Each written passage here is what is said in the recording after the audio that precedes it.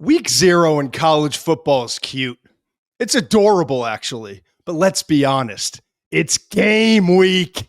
The countdown continues. Preseason college football power rankings with teams 4 through 6 today. And by the way, Stevie boy, it's our 100th show. And we're just 5 days until Saturday, week 1. And 241 days until the NFL draft. So, Muench, you good? I'm good, man. All right, let's roll.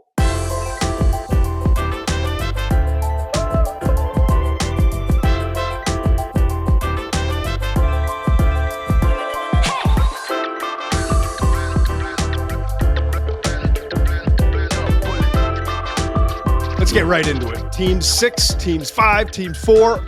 We're going to do it right here, right? The power rankings continue. Preseason power rankings. We're not saying this is how it's going to finish. We're saying these are the rosters, the coaching staffs, all the tape we've studied, all the people that we're talking to in college football and scouts across the league. This is where we are from a personnel standpoint, a coaching standpoint, and we've whittled it down to the final 6. At number 6, these are my power rankings, so don't you good, Muench, okay? Come after me. And as we found out last week with Fly Ducks Fly, Muench doesn't agree with all of them, and that's good too. That's what this is all about. At number 6, Muench, the Alabama Crimson Tide. I'm excited to see the product this year, man. Like, you look last year, they were 9-4. Disappointing year in Tuscaloosa, right? Kalen DeBoer's first year. Kind of what did we expect, right? Like, DeBoer's a great coach. He's a proven coach. That's a tough gig, man, to come in after Nick Saban. I mean, that is a tough deal. I thought he did a pretty good job of holding it down when things could have gotten a lot worse, to be honest with you. I do too. And also, we should mention, like, 10 NFL draft picks in 2024, 31 transfers out of Alabama, okay? So when we go back and look at it, I know everyone's like, well, is it going to be the same as Nick Saban? I just want to remind people, I just said, like, my man can flat out coach. You know, he was 104-12 when he got that job. And you think Insane. Nick Saban didn't, like, kind of handpick? So and here's the other thing that I found out this week. And I noticed this trend with a lot of great coaches. The second year is kind of the year, including, like, do you guys remember Nick Saban first year? Was it Louisiana Lafayette? They had a horrible loss early in that first season, right? Second year, national championship, okay? Urban Meyer was always that second year. Florida, Utah, Ohio State, like, second year in the program. That's when it kind of becomes the standard for great coaches. So now we enter the second year, all right? And by the way, took UW to national championship game second year. Sioux Falls won the national championship second year. Talent lost. Alabama actually didn't lose what we're used to Alabama losing to the draft. Only 7 players, okay? Lower than usual for them. Only 2 of those guys in the first round. So when you lose 10 players to the draft, 31 transfers, there's going to be a little bit of a year to get your bearings, figure out what your program is, bring in your players, and that's where Alabama is this year. Let's look at, and I went through and I ranked. We've done a loose top 75, okay, for the NFL draft prospects. We also have the Senior Bowl's top 300 prospects to watch, right? Prospects that are on their radar, that they're evaluating, that when they pare down their final rankings and they invite the players, it starts with this top 300 going in. I found it interesting. Alabama's got 6 in our top 75. You know what that is, Muench? At the highest? It's more than Clemson, more than Penn State, more than Ohio State, LSU, Florida, and beyond. Okay. And while other programs, only one other program has more. And we did talk about this. I do think Ty goes to the runner with Alabama when you're at the Senior Bowl and it's in Mobile, Alabama. But still, it didn't go to 5 runners. Okay? Right. The Ty didn't go to 5 runners. LSU's has the most prospects of our, and I think probably of any school in the country. I didn't go back and look at every other school, but of the schools that are in my top 12 preseason power rankings, LSU has the most with 14. Alabama has the second most with 13. So the talent is back in Tuscaloosa, all right? And just so you understand, Caden Proctor at offensive tackle, Damani Jackson at cornerback, LT Overton at edge, wide receiver Jeremy Bernard, Tim Keenan, the defensive lineman, and Deontay Lawson, inside linebacker. All grades in the first 2 rounds for me at this point. It's early, but all grades in the first 2 rounds. I'm not going to. And by the way, the best out of all of them might be Ryan Williams, the wide receiver, right?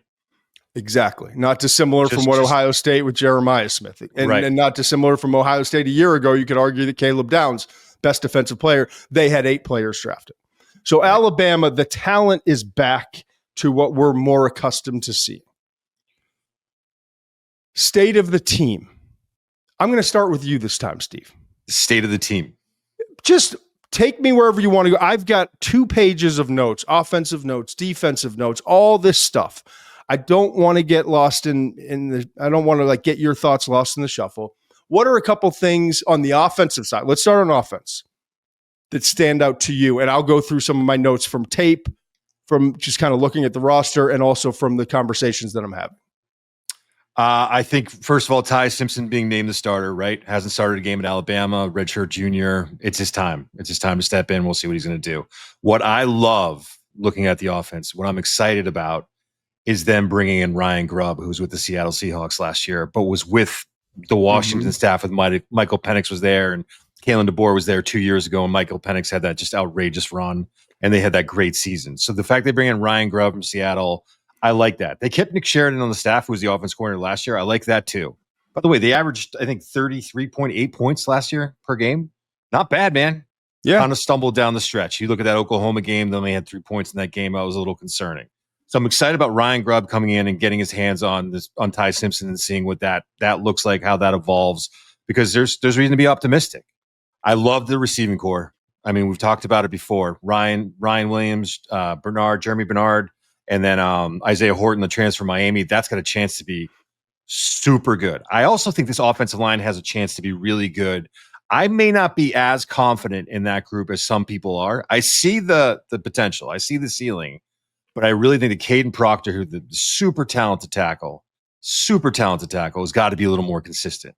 You got Parker Brailsford on the inside too. He's a really good player. Jaden Roberts, the offensive guard.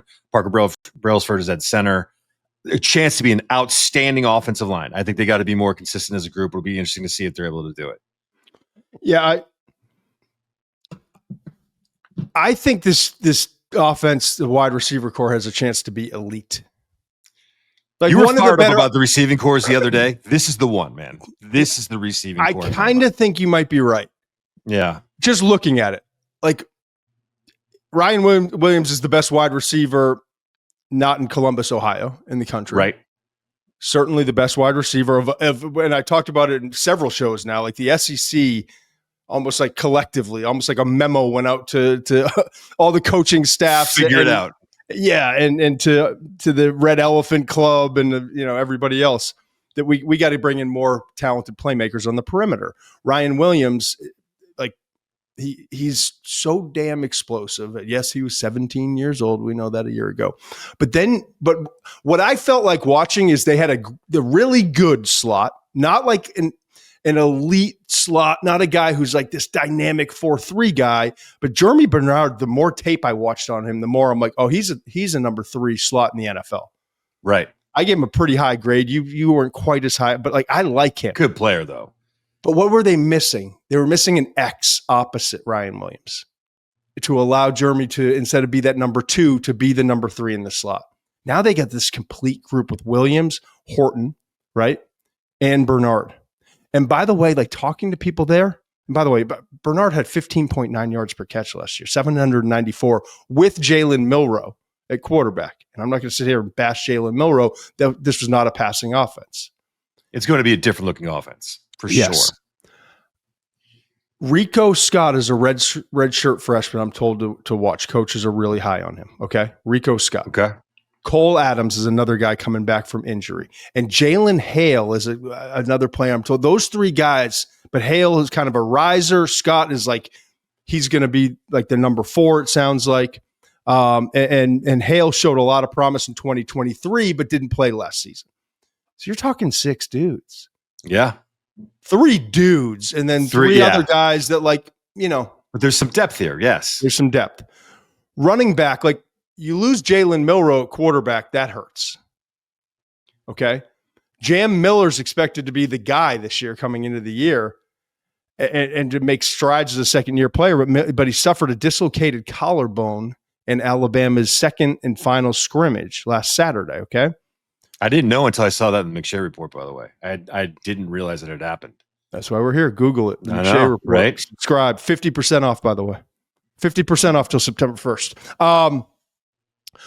But DeBoer did come out and say he expects him to be back for the SEC opener, which is Georgia on the 27th.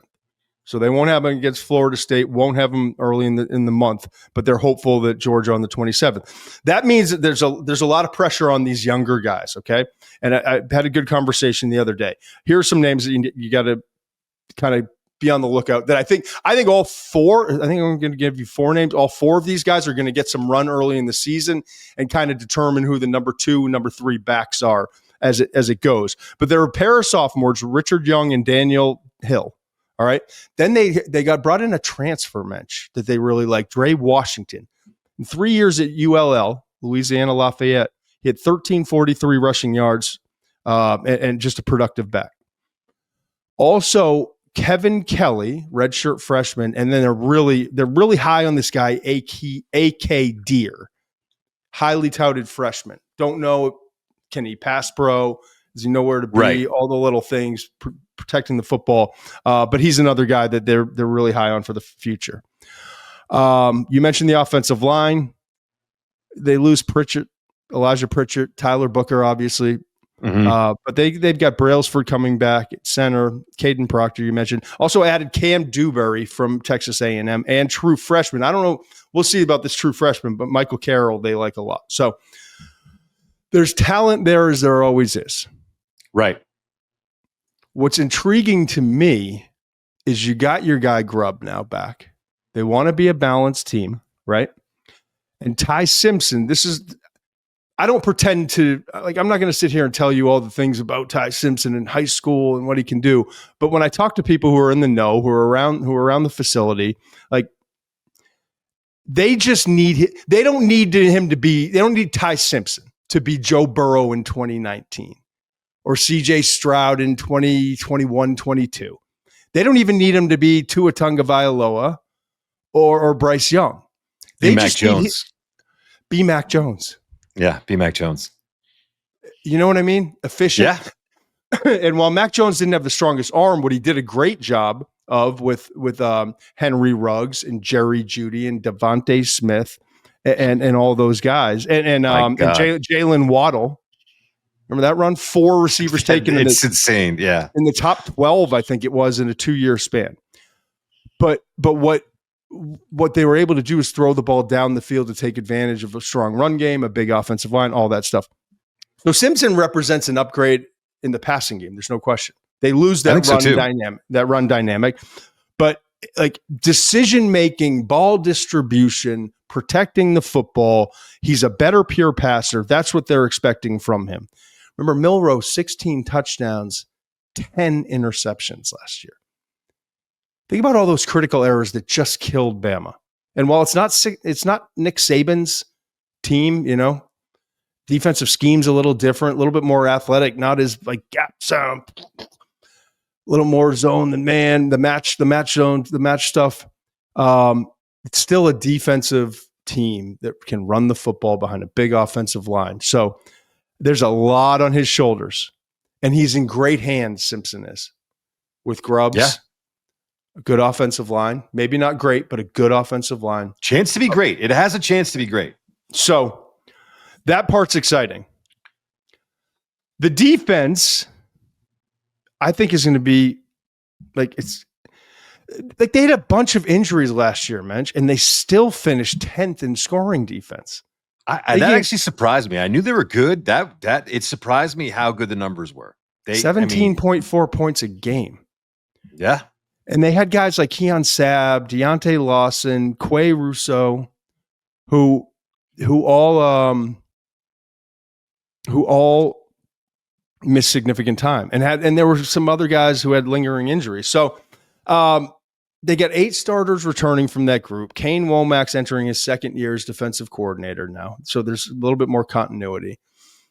To me, like the front 7 is really talented, but not as deep as we're used to seeing. I think that's fair. Like I really like LT Overton, and I really like Tim Keenan the third, and Rousseau and like those guys up front are really solid. Deontay Lawson's a damn good player if he's 100%. Obviously Justin Jefferson's a very solid weak side linebacker, but the depth isn't what it normally is. But I'll tell you what is like outrageous is this secondary. Chance to be outstanding, yeah. So you got a perimeter wide receiver group that's got a chance to be best in the SEC, and that's saying a lot this year. And a secondary that's got a chance to be maybe best in the SEC, and that's also saying a lot this year. So, I mean, you look at the secondary, they've got 4 defensive backs returning with 6+ starts. 9 or 10 deep they run, according to people I'm talking to. Sab returns from injury, the broken foot. Bray Hubbard stepped in Sab's absence last year and is now kind of ready to take over and take his game to another level. At cornerback, you got Damani Jackson. We talked about. I get a 2nd-round grade on. I love Damani Jackson. Yeah, I'm higher on him than you are, but yeah, I think he's a damn good corner. Go ahead. 6'1", 195, physical, tools to make a big leap this year. Zabian Brown's a sophomore now and showed a lot of promise last year. They also added Cam Calhoun as a nickel at number 3 from Utah. This group is good. Overton might be my favorite draft prospect right now. Every time I open up the tracker and you know how you do, you pull up your grades and you're looking at who can I move around a little bit. And I keep seeing his name and I'm like, I feel like I'm a little people why. Just because I think his body type is misleading. I think you see a big dude from Alabama and you think he's going to be stiff. He's got some more juice. He's got some more explosiveness. He's got more to him than just a guy who's going to stop the run. I think he's a complete player. And again, it's a deep edge class, so maybe that's why I'm keeping him down a little bit. And let these guys sort it out this year, which will be fun to watch. But I think he's got more tools than people may realize at this point in the process. Can I tell you something else that's really interesting? Please. When I look at these things, when I'm going through here, I go to the ESPN Power Index, and I want to see the strength of the remaining schedule. So the strength of schedule, because this was before even the season had started. The strength of schedule for Alabama is 12 in the country. You want to guess what that is? What it is in the SEC? 7th or 8th. 11. 11. There's only one team. There's one non-SEC team. Wisconsin. Penn State. Wisconsin. Okay. Wisconsin is the only team not from the SEC in the top 14 in strength of schedule. So you look at that and you're like, oh, they have the 11th easiest schedule in the SEC. Also happens to be the 12th in the country. And LSU and Oklahoma are at home. I like that. I think that's good for them. But you got that Iron Bowl. That game, man, that Auburn team just seems so sneaky to me. And you got that Iron Bowl at the end of the year, and we'll see where Auburn is at that. But I know this. I know that Auburn's talented. And even if their record isn't great, that's a game I think is going to be, one of the all-time great rivalries in college football. And that's going to be a fun game to watch just because of all the talent's going to be on the field. As usual, same as every year. But still, that's something to look forward to at the end of the year. So let me ask you something. Isn't that wild? It is very wild. I want to ask you a question, though. I've got him at 6. You good with that? Okay. I was going to get into this with you. I thought this was going to come in later on in our conversation, to be honest with you. But I will say this. It's a volatile market right now, my man. And there's a lot of question marks here that at 6, I would like to feel a little more comfortable about certain things, like your starting quarterback, who again, I'm optimistic about, but your starting quarterback is a big question mark in the SEC, tough schedule. I'm okay with it. I think 6 is okay here. I really do. Again, I would have Oregon higher. I obviously went on my rant about that. Got real fired up. I would have Oregon higher. But I don't mind Alabama here because you look at the overall picture. And again, I'm with you. DeBoer is a guy. He's a dude. I like Grubb coming back in. There's enough here for me to be excited about what Alabama can do this year. Are you second guessing yourself? I actually, honestly, I could, if I put him at 4 ahead of Ohio State, and Notre Dame, who, spoiler alert, those are the next two teams coming up, I would be all right with that. I think, okay, reset. I think I get excited. It's week one. Yeah, no, we should be, yeah. This is a point you made a couple weeks ago. It's a great point. I think I went back and I think it's 8 of the top 12 teams in these preseason power rankings for me have a quarterback coming in that doesn't have a full year of starting experience. There's obviously Arch in Texas. That's not a full year of starting experience. And then there's one other in Mateer, I believe, who's a transfer in who hasn't had a start there, but he's a starting. So, but and Beck in Miami, who is a new face in a new place. Yeah. Yes. But my point being, it's easy to question yourself at this point because I feel like for every team, when I go and I'm like, all right, so what's the big question? Like for every one, I want to write quarterback. It feels like, 8 of the 12, I want to write quarterback, even though I know they're talented. Football's almost here, which means it's time to start thinking about how the season will end. That's why FanDuel created a whole new holiday, Futures Day, happening on Tuesday, August 26th. It's 24 hours of details on your season-long picks. A day when you decide who will win the division, take home the MVP, or take the whole thing. For one day only, all customers get an instant bonus on any football futures bet, plus flash deals every 3 hours that you won't want to miss. So mark your calendars because the greatest day in futures history is coming, August 26th. What are you doing for Futures Day? Visit the FanDuel app to learn more and get your picks ready. FanDuel. Play your game. Must be 21 and older and present in select states, or 18 and older and present in D.C., Kentucky, or Wyoming. Gambling problem? Call 1-800-GAMBLER or visit rg-help.com. Call 1-888-789-7777 or visit ccpg.org/chat in Connecticut. And that brings me to Notre Dame at 5. So it's going to be the theme. It's going to be the theme of the day. I mean, we're going to talk Ohio about State when we get to them in a minute. Is 4. We're going to talk about them too. Yep. Okay. So Notre Dame.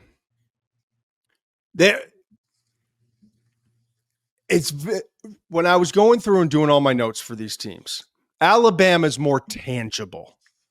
Like I was able to see the players that were great last year, that were good, maybe they were banged up, that I can see the growth potential. With Notre Dame and with Ohio State, especially Ohio State, and we'll get to them in a minute, it's a little bit of blind faith at several positions going into the year.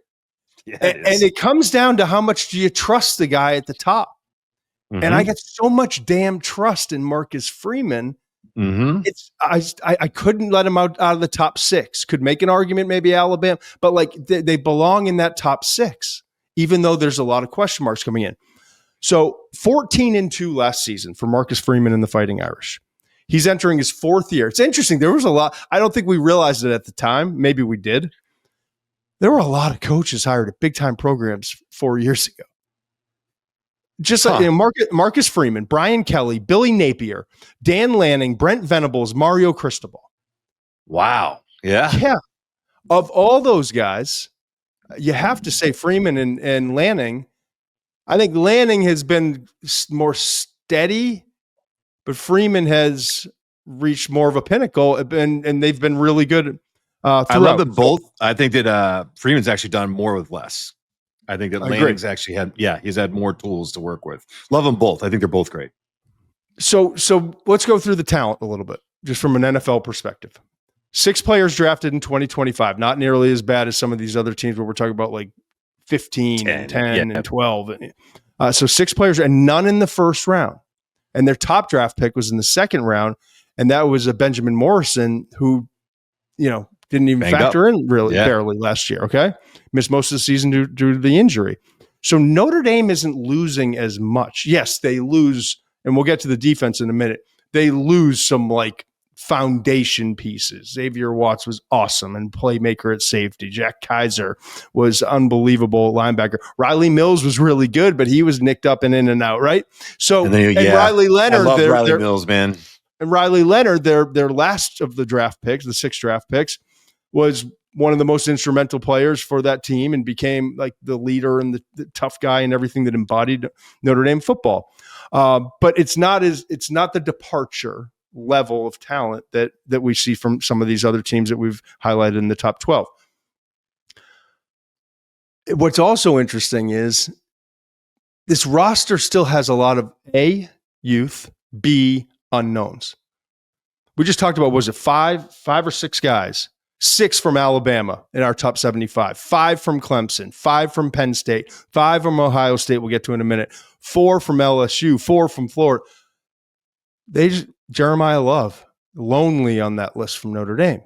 Yeah. And so, maybe it's McShay's problem. Maybe McShay and Muench aren't evaluating right. Well, the Senior Bowl in 300 players only has 3 guys on their watch list: Jeremiah Love, Malachi Fields at wide receiver, and defensive back Jalen Stroman.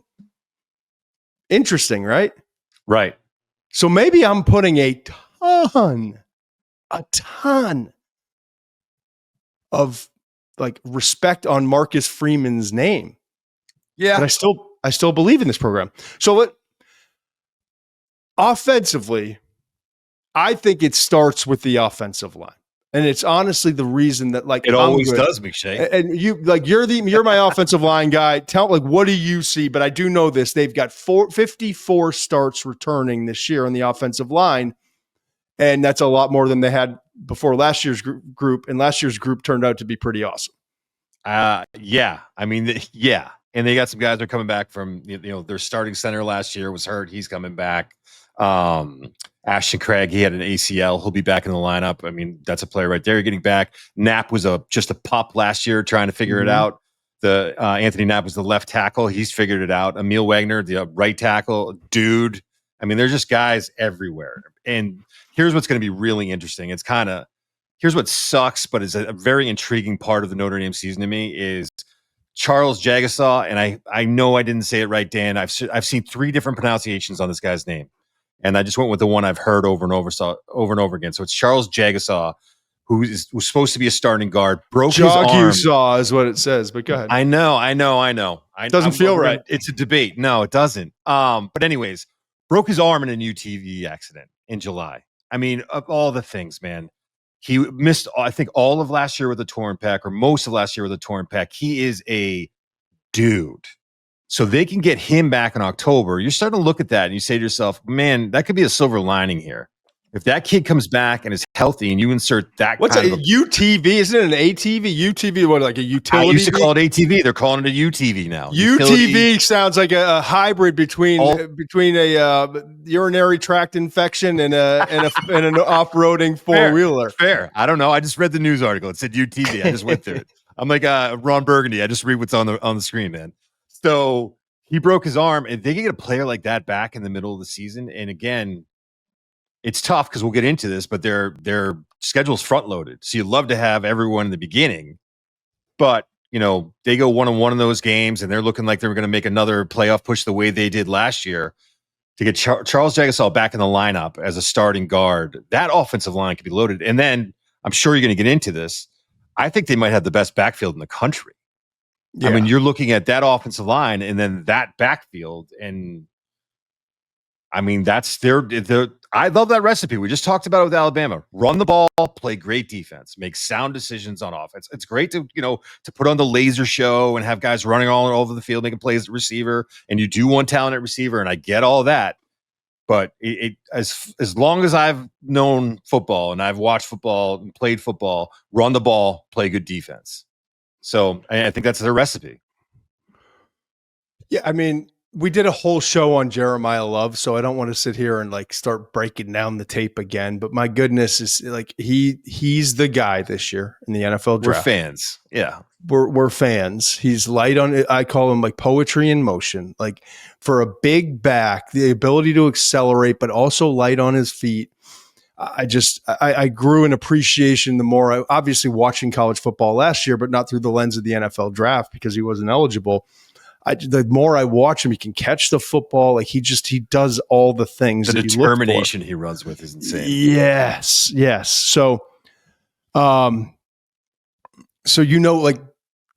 the guarantee is that Jeremiah Love's in the he's in the lineup, he's healthy, and it was, he was dinged up at the end of the year. I understand.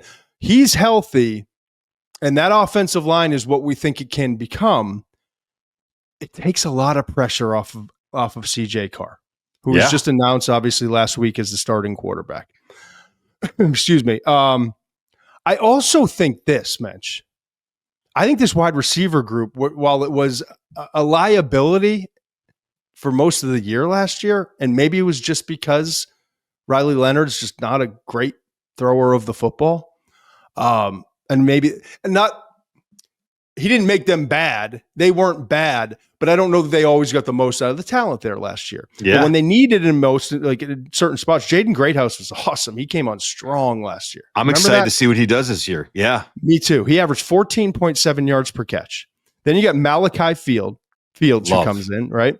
6'4", 220, averaged 14.4 yards per catch at Virginia last year.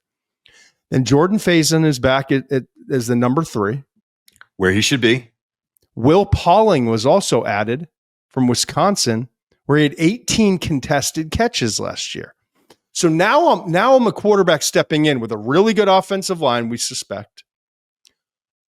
The best running back in the country and a really good running back group overall. And wide receivers that not only are talented, more talented than what Notre Dame had a year ago, but they're bigger. Like Greathouse is a playmaker. You got Fields at 6'4", 220. Yeah. You got Pauling, who's got the contested catches. So you don't have to be perfect. And there's going to be a lot of play action opportunities. Here's what I do know about Carr. And I'm not ever going to sit here and tell you I know. I've studied his tape in high school. And what I do know is a couple things. Grandson of legendary Coach Lloyd Carr, who I've known Lloyd for a long, long time, dating back. I went to Michigan football camp in 1993. I've known, so and did you know when you got there you weren't like the others, or did it? It sunk in 10 seconds. Yeah, I think hit the grass, and McShay was like, I think nice Elvis Durback and Brady was probably there for all I know. Greasy, little different talent level. But what I do know about CJ Carr is he's got a big arm, throws a beautiful deep ball. I also know, and it's like the chicken and egg debate, like cause and effect. CJ Carr had made a lot of mistakes early in camp. 3 interceptions on the first day of camp is what I was told. Okay. But is it because that secondary, and we'll get to the defense and all that in a minute, but the defense has been unbelievable in camp. That secondary is good. We just talked about Alabama. Notre Dame's got another one. So here's what I'm told. This is information that I've gotten. CJ Carr is the starter. CJ Carr with that wide receiver group, with the running backs, with the play action, with the opportunity to stretch the field and be more balanced than they were with Riley Leonard. Obviously, they lose that toughness. They lose that grit. They lose that mobility. I shouldn't say, I don't know if CJ Carr is the toughest son of a bitch in the world, and he probably is because Lloyd Carr is one of them too. Yeah. I'm just saying, right off the jump, you can't rely on him with the mobility, the toughness, the competitiveness, all those things to get you a lot of the first downs when it's not happening through the air. The fascinating part to me is I'm told that this guy Minchie, and every time I see Minchie, I just think of Muench, and I think of Marissa with her southern accent calling you Minch. Muench. But Minchie in camp played really well and made it a competition. And he's more of a dual threat. So here's what I'm told. And it's not like breaking news, but Carr's the starter. He's the guy. Think he's going to have a lot of success, will be protected. And the hope is that he comes out against Miami, plays great, and they never look back. But even if he's playing great, don't be surprised if Minchie gets some run early in the season, okay?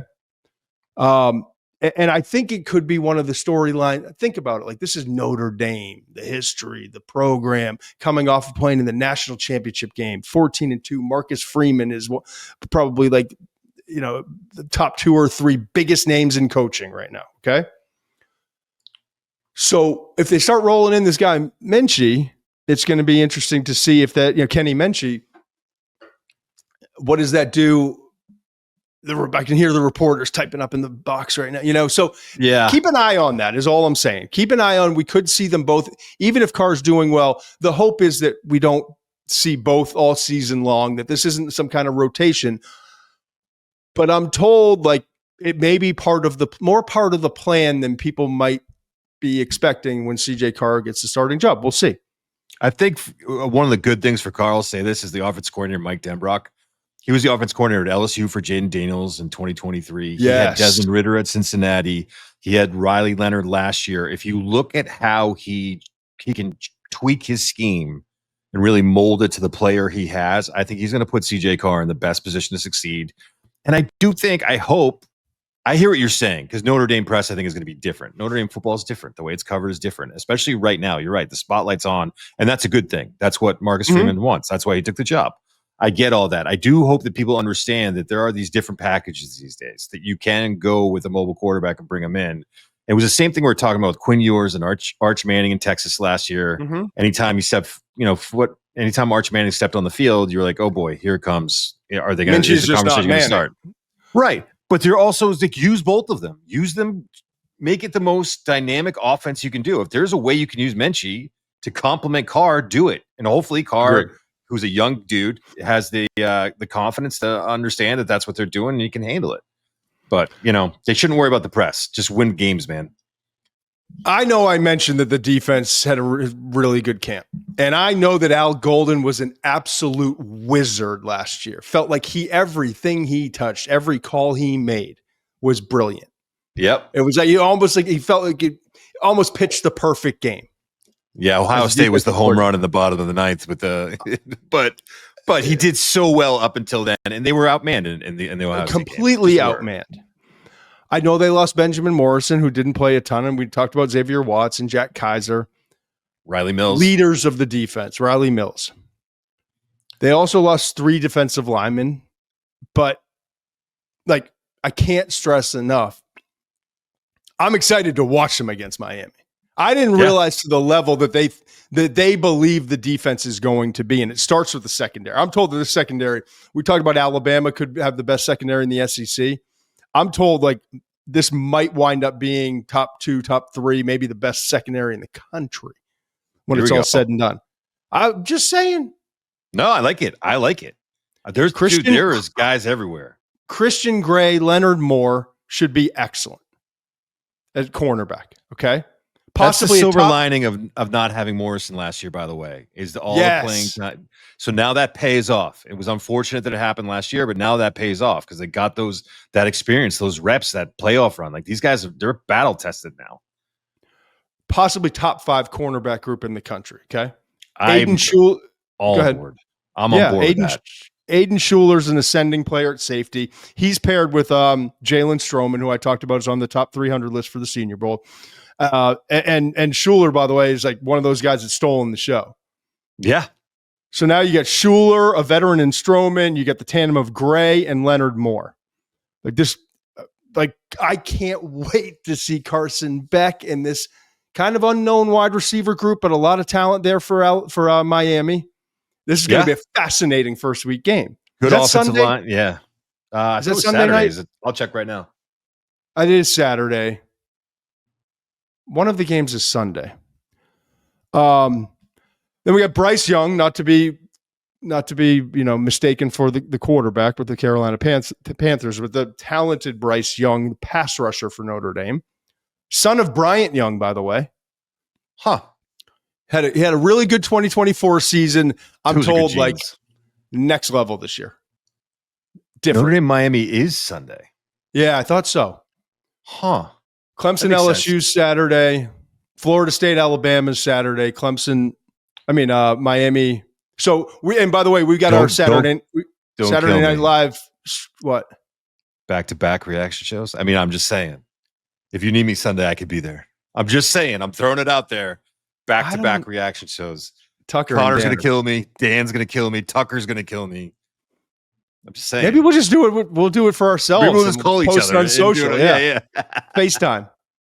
But I can promise you this: Primetime game on Saturday, fourth quarter. We're going to be there. We'll give you more details on Wednesday as we get closer. But Bryce Young is a player that Marcus Freeman has done a great job of recruiting, and not just Marcus, the coaching staff in general. But Marcus Freeman has done a great job of recruiting and developing defensive linemen and offensive linemen during his tenure. Okay. Chris Ash comes in now, steps in as new defensive coordinator. Everything's gone great in camp, supposedly. Can't imagine anyone. This isn't a slight on Asher. Ash has got a great career and is proven in what he can do.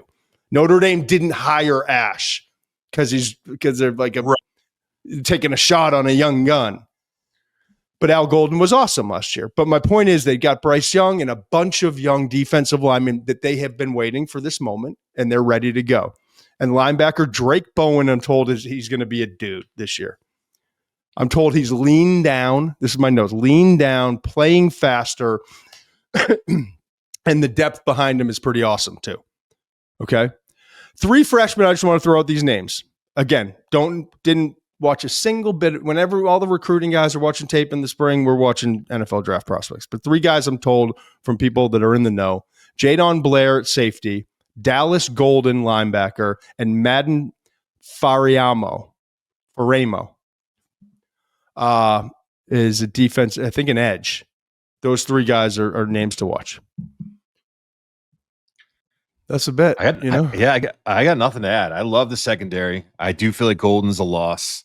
The front 7, I have more. I loved hearing your notes, to be honest with you, because a lot of these guys, I know there's going to be good players there, but I feel like the name recognition there isn't there for me yet. I know they're going to play hard. I know they're going to play disciplined, but you getting that stuff is great. I'll also say this: Marcus Freeman, first year 9-4, second year 10-3, next year 14-2, 39 years old, dude.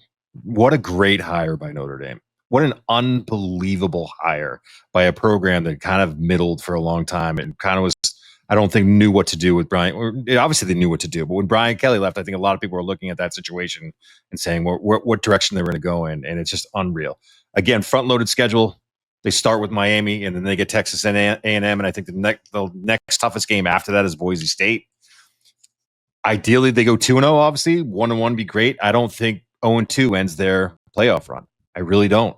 I think this could be a very similar situation to last year where they lose 1 or 2 early, and then they get better as the season goes on, and they get in and they make some noise. They make a run. I think this team's going to be better. When you have young quarterbacks, I think this is true almost all the time. It'll be better at the end of the year than it is at the beginning of the year. And good coaches and young quarterbacks, that's usually how it works.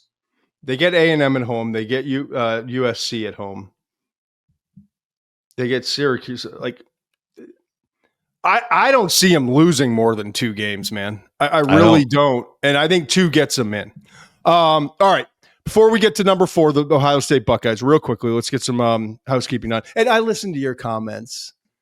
I see all you funny guys out there and funny girls doing like 7 minutes in, start the show 7 minutes. McShay won't shut up. The housekeeping, blah, blah, blah.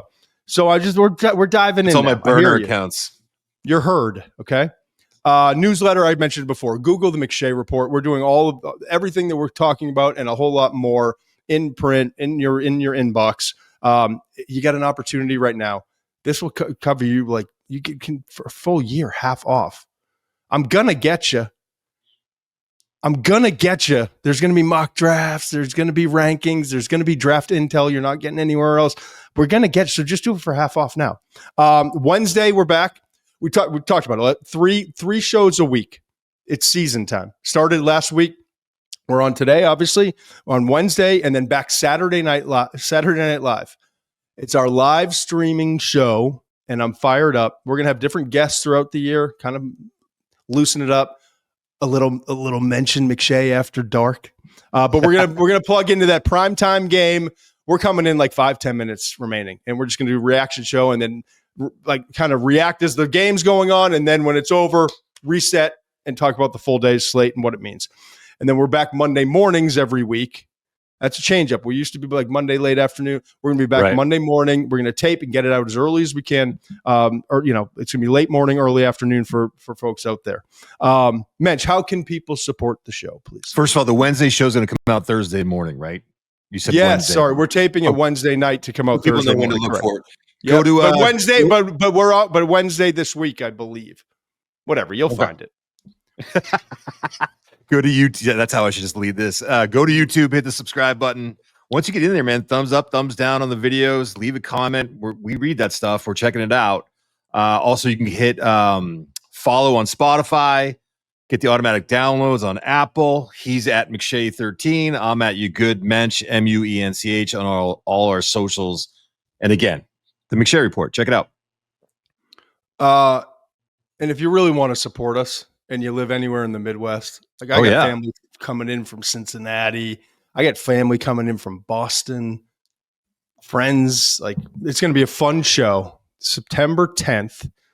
I believe it's a midweek, Wednesday night, I want to say. Yes.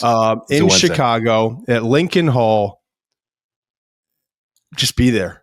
Get your tickets. Okay. Go to ringer.com/events. theringer.com/events to get your ticket now. We're going to sell out, Muench. Let's go. I promise you. If I have to buy 300 tickets, we're going to sell out. And finally, Muench, I'm an asshole and everyone here knows this. Happy birthday last week. Oh, thanks, man. You've had a big week. Your son Tyler got engaged. Yes. An adorable couple. He's a good-looking man. Yeah. And she's a beautiful woman. And from what you and Iris, your wonderful wife, have to say, you're thrilled to have her in the family. So congratulations to Tyler and the future bride. Your birthday meant your wedding anniversary.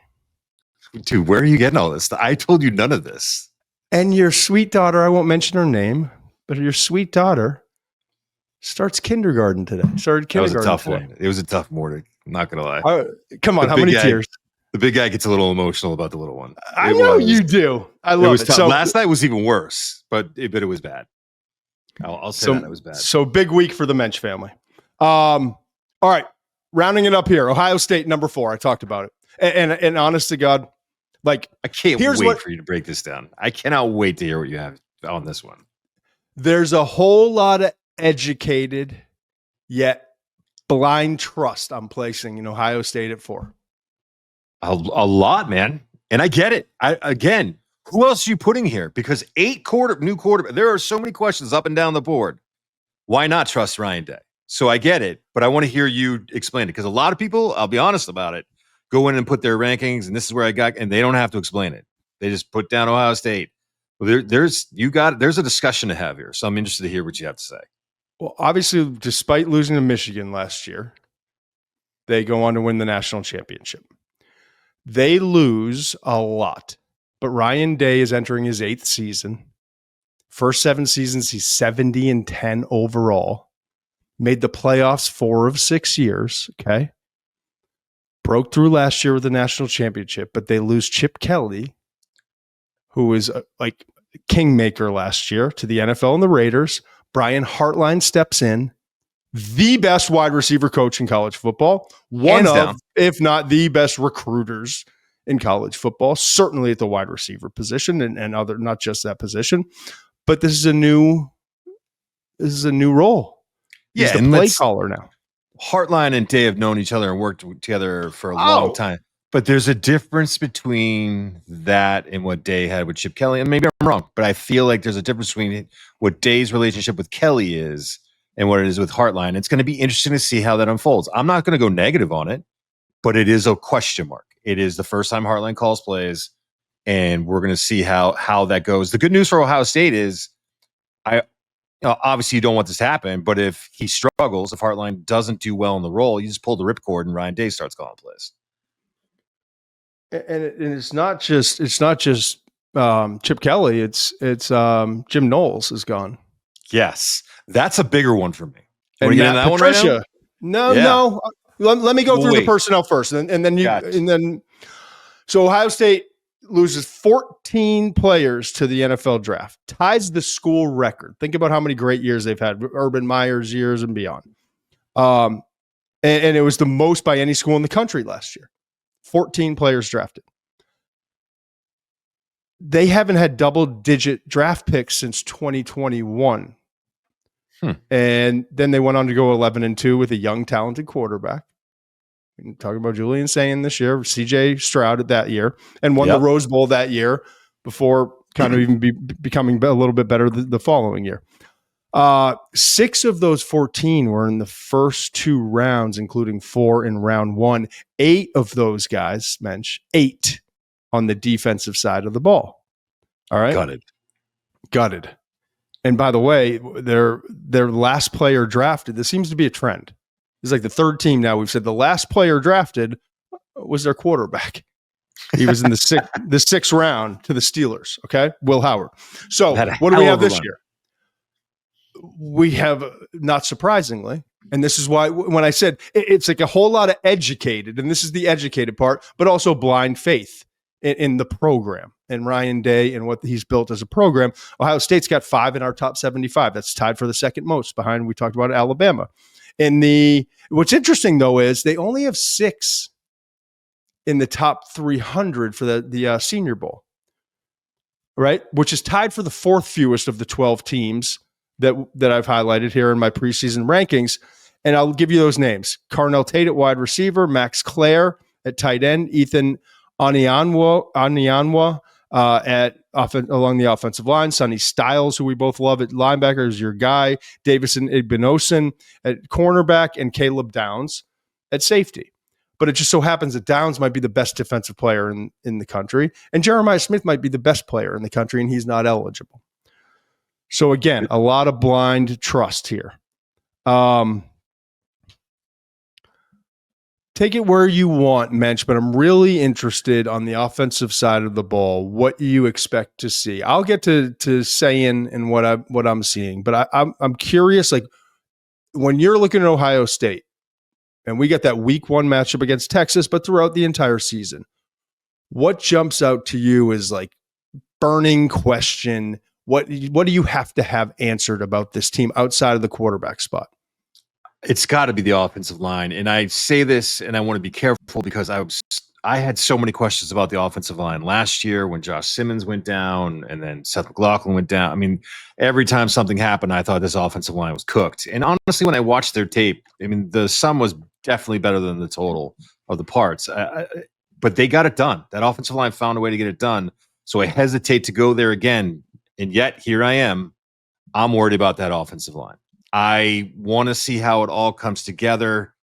I'm not convinced yet that offensive line is going to be good enough for their young quarterback. And, you talk about the Rice transfer there seemed to be a lot of buzz. Now I'm reading that he might not even start, that he's a guy who might not even start for them because they have questions about, this or that. There's, they're not really, I'm not being filled with confidence about the reporting on their offensive line right now. That's the number one thing that jumps out to me.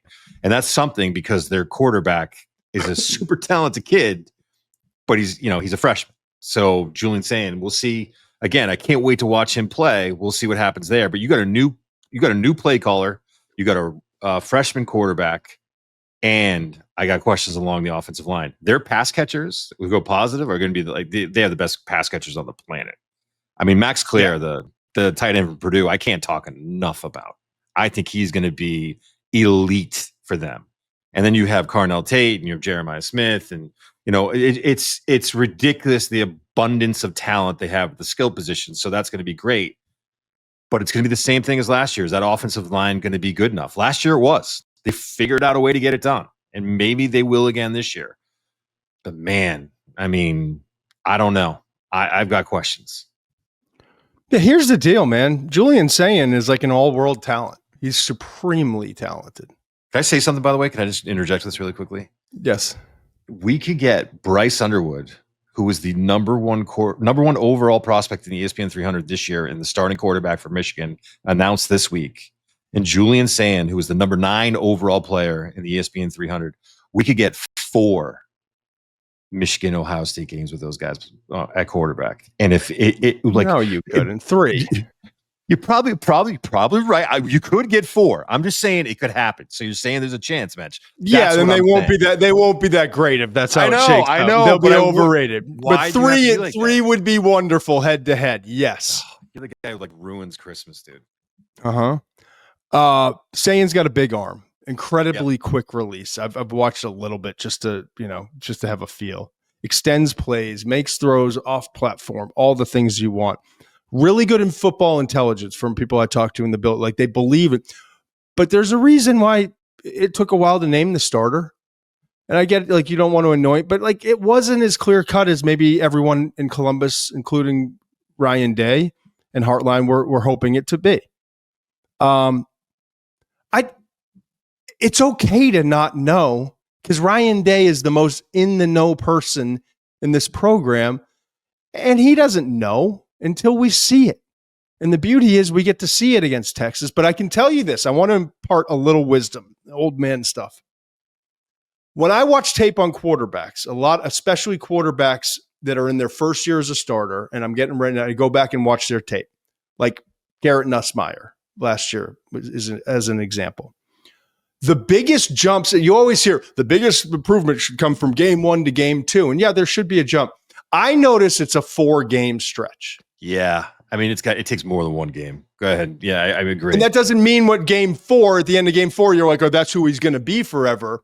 But I guess I'm talking to you, lunatic fringe at Ohio State, and Herb Street loves to call them the lunatic fringe.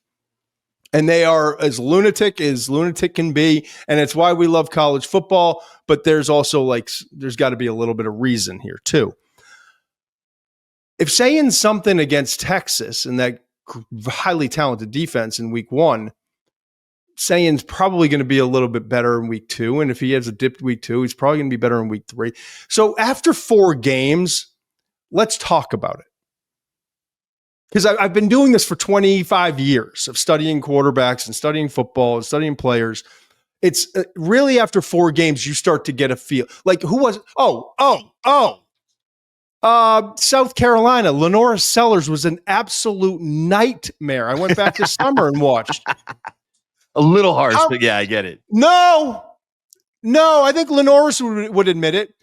The front side blitz, sack, ball out like multiple times. Same things coming at him. Took him a few games. Sellers in game 4 and 5 started to get a lot better. The first 3 games were not pretty. Got a little bit better, but I still was seeing the same stuff. So the season's not over if he doesn't play great against Texas. So that's kind of my PSA today.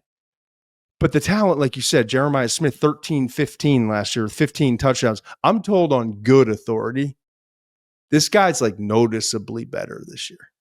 I don't even know what that means. Yeah, how does that? It's hard for my mind to, but they're like, no, he's different now. There's a maturity level about him. I read something about his diet. He's changed his diet. I was like, man, don't change anything. If I'm not changing anything. Carnell Tate, I think, is going to take another step, and he had 733 yards, 4 touchdowns last year as a third option. And the guy that you love, and I agree with you, I think he might be the best pass-catching tight end in the country, is Max Clare. And they got a lot of depth behind those guys, okay? I don't think the running back position, and this is not breaking news, or offensive line is necessarily as talented as last year. But remember, Simmons didn't play most of the year. And yeah, he was a late first-round pick to the Chiefs at 31. You're talking about the offensive line? Yeah. I think you said running back, but go ahead, yeah. Well, no, running back and okay. But I think that there's a lot of experience, and I think they trust the guys there. Like Peoples and Donovan are talented backs. And you talked about the offensive line. Here's what I do know from talking to people in Columbus. The interior is going to be dominant. They absolutely love, was it Carson Hinsman at center, who kicked out to guard to allow Donovan Jackson to kick out to left tackle. He struggled in 23, kicked out to guard last year, played better and better as the season went on. I'm told he's going to be great this year, set to be the leader of that group. And the 2 guards, Luke Montgomery and Tegra Shabola, they're kind of proven commodities. So I think the interior is going to be dominant. It's that right tackle position and the tackles that are still kind of works in progress. 2 names that I want to mention to you. One of them is a familiar name, but not for the reasons you think. Bo Jackson at running back. I'm told his acceleration is absolutely different. And he could see an increased role as the season progresses, but they're going to make sure he's ready for all of that. And I think it's Milan Graham, Milan Graham. I'm told he's an absolute burner. And if Heartline recruited him, he's probably pretty good. And I'm told, don't be shocked.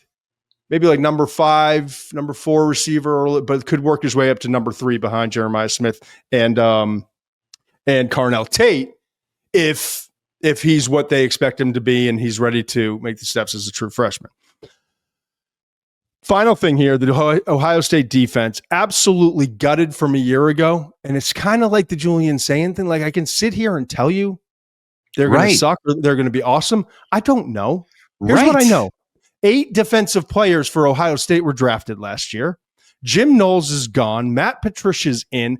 So if you're telling me you know, you don't know.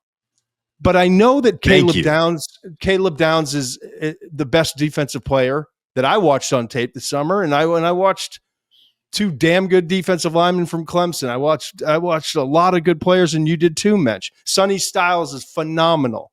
Talk about him on the freak list and athleticism and explosive. And Igbinosun had ups and downs, not an elite player, may never be, but he's a big press corner who's a good player. Cut down on the penalties. He's got to cut down on the penalties. He's a talented player. He's got to cut down on the penalties. But other than that, they're just young guys that we have to trust were recruited well. And I'm told trust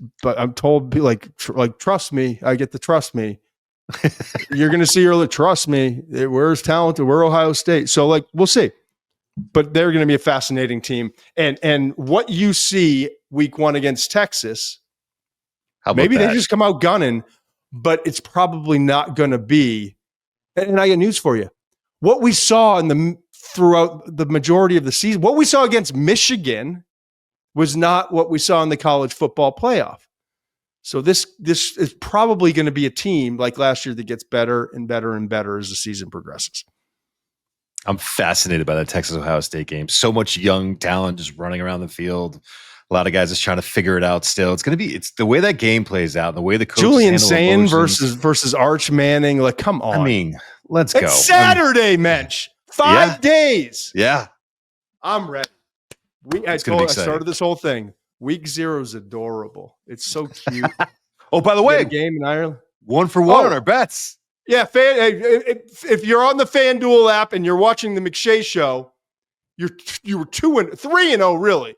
Moneyline Iowa State over Kansas State, plus 3.5 Iowa State over Kansas State, and Muench's under, which got dicey. It got dicey. I needed the callback. I needed them to go to the tape and be like, "No, I didn't get in." 5 stars. See you on Wednesday. Must be 21 plus and present in select states. For Kansas, in affiliation with Kansas Star Casino, or 18 plus and present in DC, Kentucky, or Wyoming. Gambling problem? Call 1-800-GAMBLER or visit rg-help.com. Call 1-888-789-7777 or visit ccpg.org/chat in Connecticut or visit mdgamblinghelp.org in Maryland. Hope is here. Visit gamblinghelplinema.org or call 1-800-327-5050 for 24/7 support in Massachusetts. Or call 1-877-8-HOPE-NY or text HOPE-NY in New York.